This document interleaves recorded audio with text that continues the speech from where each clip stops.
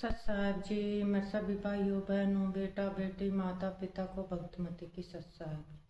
तो आज हम सुनेंगे संत रामपाल जी महाराज के सत्संग में गुरु जी हमें बताते हैं कि श्री गुरु नानक देव जी को कबीर परमात्मा कैसे मिले, और फिर जब मिले कबीर परमात्मा तो उनको सतलोक लेकर गए और वहाँ क्या कुछ दिखाया। और जब श्री गुरु नानक देव जी नीचे धरती पर आए तो वही कबीर परमात्मा एक दानक रूप में जुलाए का काम कर रहे थे। तो श्री गुरु नानक देव को ऐसे ज्ञान हो गया भाई परमात्मा कबीर परमात्मा ही पूर्ण परमात्मा है, सभी ब्रह्मांडों के भगवान है। तो फिर उन्होंने श्री राम कृष्ण और शिव की पूजा करनी छोड़कर कबीर परमात्मा की पूजा करने लग गए। तो सुनते हैं सभी भाई बहन बेटा बेटी माता पिता मिलजुल करके सत्संग संत रामपाल जी महाराज की सत साहेब जी। भगवान को पहचान नहीं सके क्योंकि जिनको हम गुरु मानने थे वो अंधे थे, ज्ञान नेत्रहीन थे। वो कहते मोती मुक्ता दर्शत नाही, यो जग है सब अंदरे, दिक्कत के तो नैन चश्म इनका फिरा मोतिया बंदरे। किसी को मोतियाबिंद हो जाता है, उसकी आंखें स्वस्थ दिखाई देती हैं और उसने दिखता कते नहीं, नपट अंधा होता है, ब्लाइंड मैन होता है वो। तो इसी प्रकार ये ज्ञान नेत्रहीन थे और दिखे थे चतुर, क्योंकि संस्कृत जाने थे। एक भाषा के जान लेने से उसमें लिखे हुए रूढ़ रहस्य को नहीं समझा जा सकता। अब हम हिंदी जानते हैं, मान ले किसी फॉरेनर ने आके हिंदी सीख ली और उसको तुलसीदास कृत रामायण को ले गया वहां पर अपने देश में, और उसने अक्षर पैर का पता नहीं, राम कौन था, रावण कौन था, सीता कौन थी, कुंभकर्ण कौन था, विभीषण कौन था, तो पता नहीं कि अटके बट मारेगा। हिंदी के जान लेने से उस कथा को वो कैसे सुलझा सकता है, 2 चौपाइयों में लिखी है। ऐसे वेद और ग्रंथ और पुराण और गीता जी ये परमात्मा की महिमा से परिपूर्ण है। संस्कृत के जान लेने से कोई नहीं समझ सकता जब तक ये मौखिक कथा रामायण वाली की तरह सृष्टि रचना का जिसको ज्ञान नहीं होगा। और वो सृष्टि रचना खुद रचने वाला ही बता सकता है। ठीक ठीक अभी तक जगदम्बाजी बढ़ा रहे थे, अब प्रसंग जो आ रहा है वहीं पर आते हैं। क्या बताते हैं कि कोट जन्म तन भरमत हो गए, कुछ ना हाथ लगे रे, और कुकर सुकर खरबा बोरे, कौआ हंस बुगारे। अब परमात्मा को पहचानना एक इतना आसान हो गया। एक तो ये पहचानना है कि सारे वेद बताओ, चारों वेदों को तो हम कति फाइनल मान रहे हैं। अब भी कोई उसको न्यू का हेगमा नहीं मानता वेदों को, वो तो फिर भक्ति योग प्राणी है नहीं, या किसी ने भ्रमित करा क्या, उल्लू ने मूर्ख ने। जो ये कहते हैं हम वेदों को नहीं मानते, पुराणों को नहीं मानते, हम अपने गुरुओं के ज्ञान को श्रेष्ठ मानते हैं, तो सदग्रंथों को न मानना ही उनकी महामूर्खता है। और कबीर जी की वाणी भी सदग्रंथ है, वो सब ग्रंथों का ग्रंथ है, यानी उसमें ऑल इन वन है, नो समझ लो।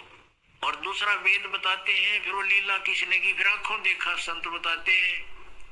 हम सुल्तानी नानक तारे दादू को उपदेश दिया, जात दुलाहा भेद न पाया, वो काशी माहे कबीर हुआ। आदरणीय गरीबदास साहिब जी बता रहे हैं, उनको भगवान मिले थे, जिनको वो आकर मिलते हैं अच्छी आत्मा दृढ़ भक्तों को। उनमें से एक आदरणीय नानक साहिब जी हैं, वो कहते हैं भाई सूरत मनुख की वेश, ए ठगवाड़ा ठगी देश खराब सियाड़ा भोता भार, ये धानक रूप रहा करतार।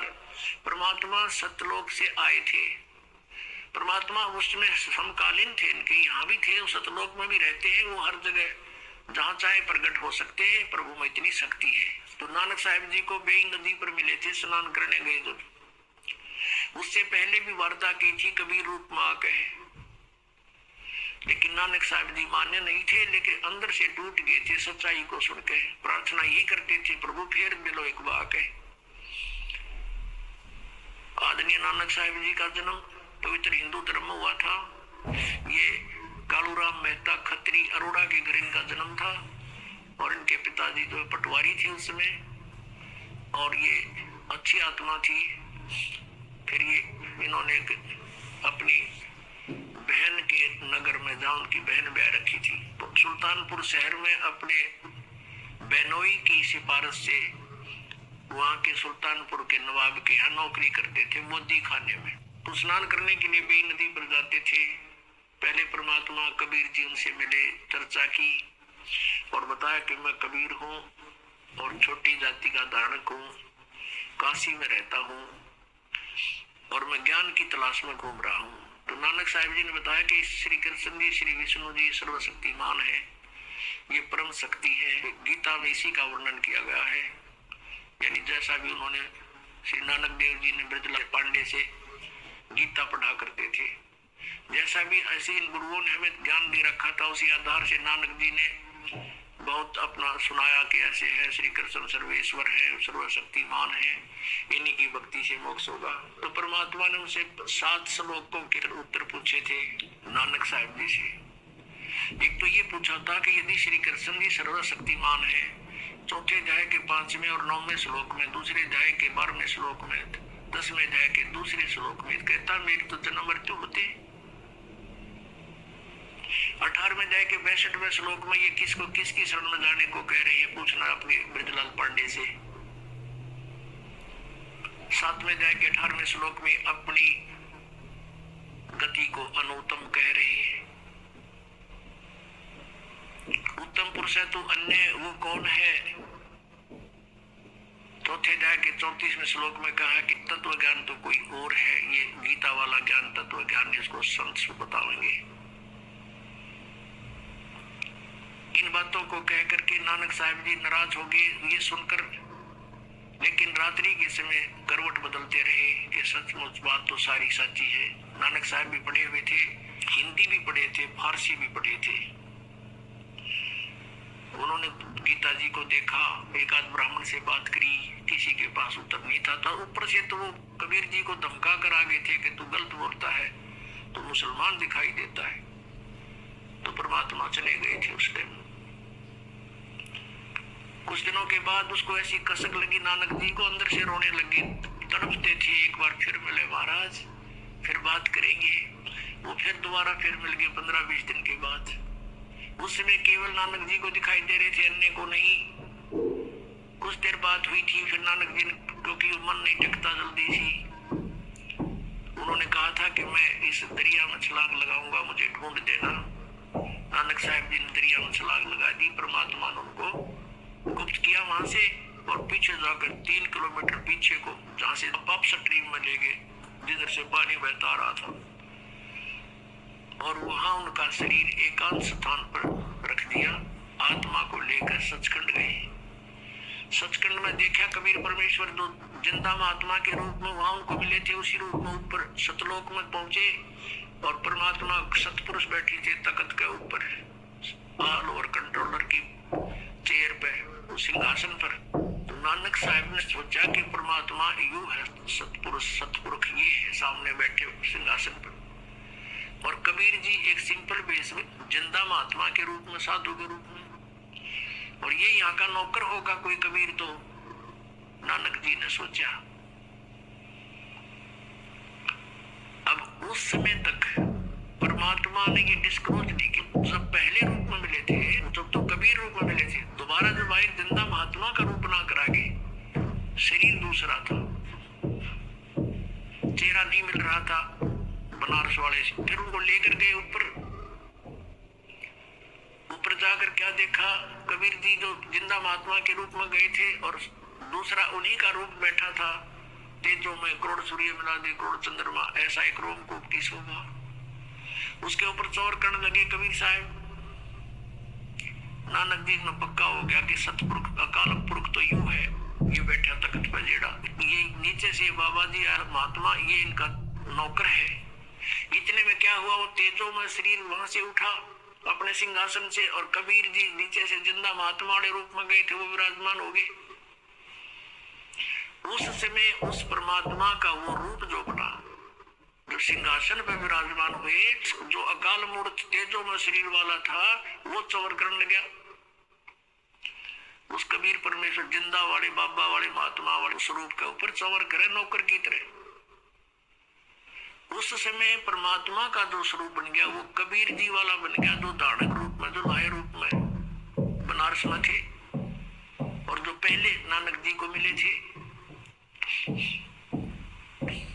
और वो तेजों में शरीर जो था कबीर जी के जिंदा महात्मा वाले शरीर में समा गया, अलग कोई नहीं रहा, ओनली वन गॉड है, एक परमात्मा कबीर जी विद्यमान थे, बनारस वाले धानक, ऑल ओवर कंट्रोलर के तख्त पर, सिंहासन पर। अब नानक साहब से कहा कि साहब तीसरा दिन हो गया, इस तरह परमात्मा ने सारे ब्रह्मांड दिखाए, ब्रह्मा विष्णु महेश दिखाए, उनकी रचना बताई, कैसे इनका जन्म हुआ।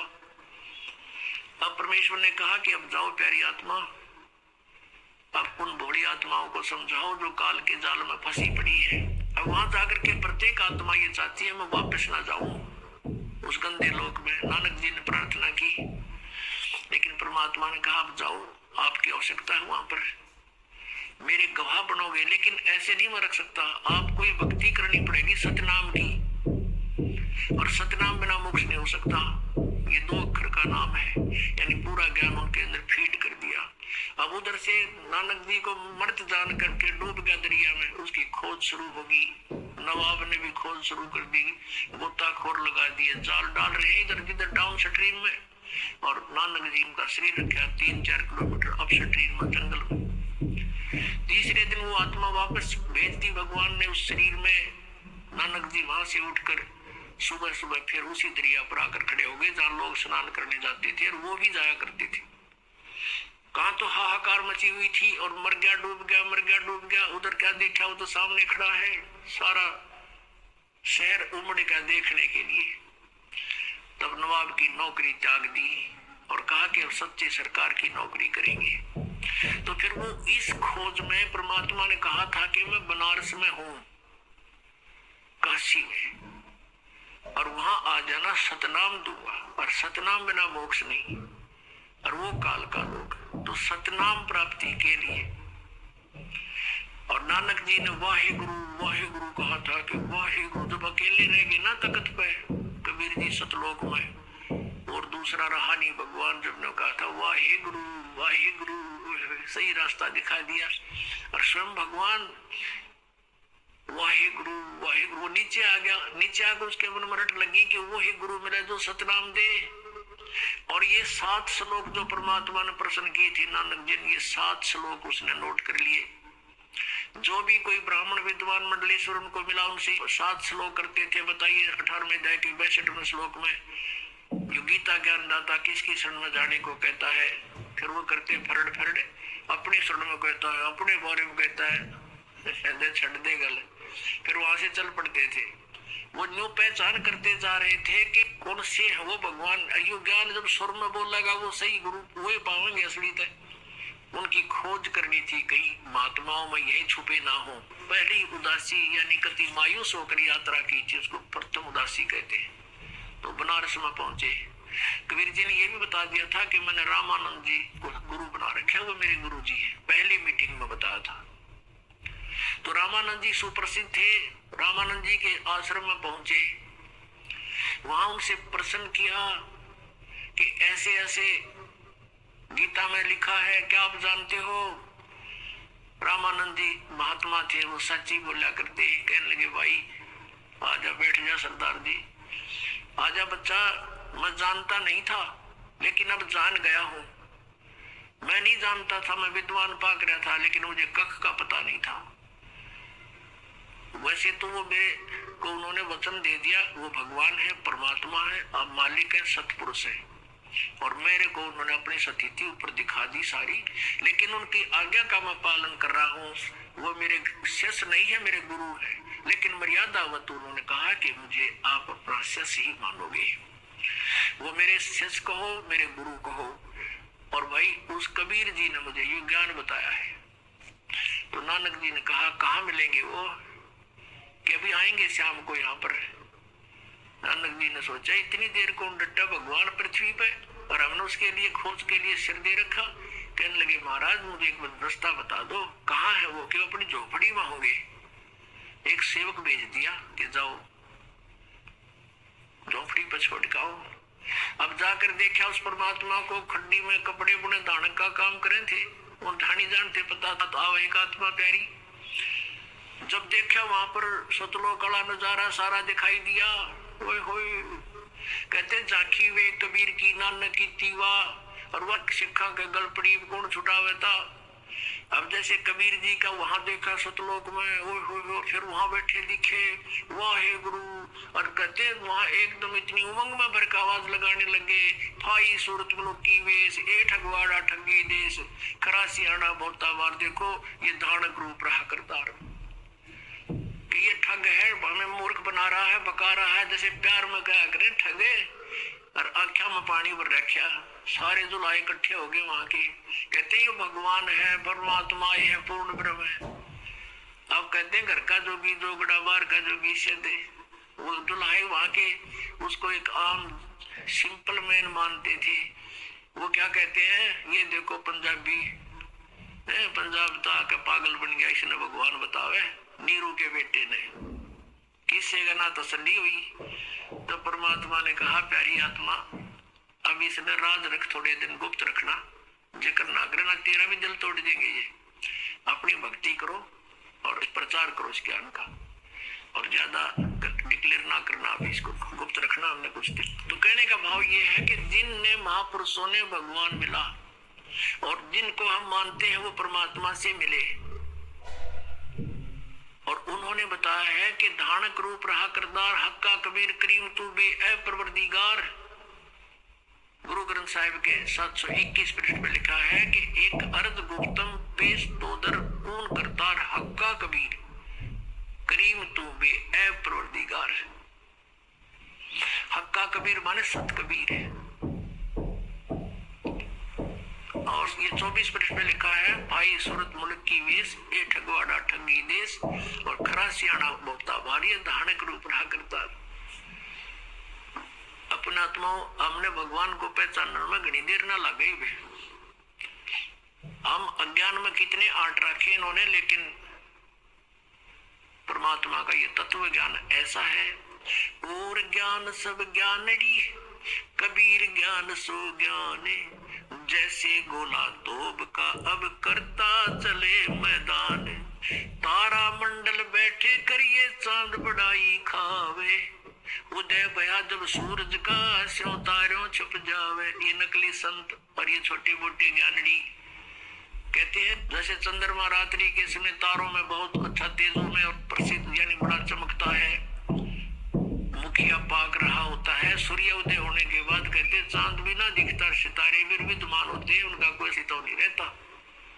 ऐसे ही कबीर परमेश्वर की महिमा से हम परिचित हो जाएंगे, फिर अन्य भगवान इन चांद और सितारों की तरह ऐसे निष्क्रिय हो जाएंगे, इनका अस्तित्व नहीं दिखाई देगा प्यारे को।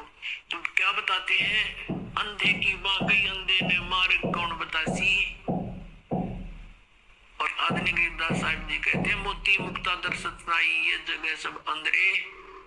मोती मुक्ता, मुक्ता माने मुक्त होने के, ये मोती हीरे लाल, असली भक्ति रूपी मोतियों का इनको ज्ञान नहीं, लाल का ज्ञान नहीं, सार नाम सतनाम का।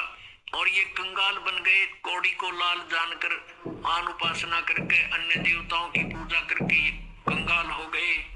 मोती मुक्ता दर्शत नाही, ये जगह सब अंधरे, और दिक्कत के तो नैन चश्मे का फेरा मोतिया बंदरे। सारे पुराणों में लिखा है, वेदों में लिखा है, और ये विद्वान का हमें कख भी नहीं पता इसके बारे में। तो इनके अज्ञान रूपी मोतिया बिंद था, और वो मोतिया बिंद का ऑपरेशन दास का कर दिया भगवान ने, और दास को डॉक्टर बना दिया, सबका मोतियाबिंद हटा दूंगा, ऑपरेशन कर दूंगा, और फिर हम भगवान को स्वयं देखेंगे और पहचानेंगे।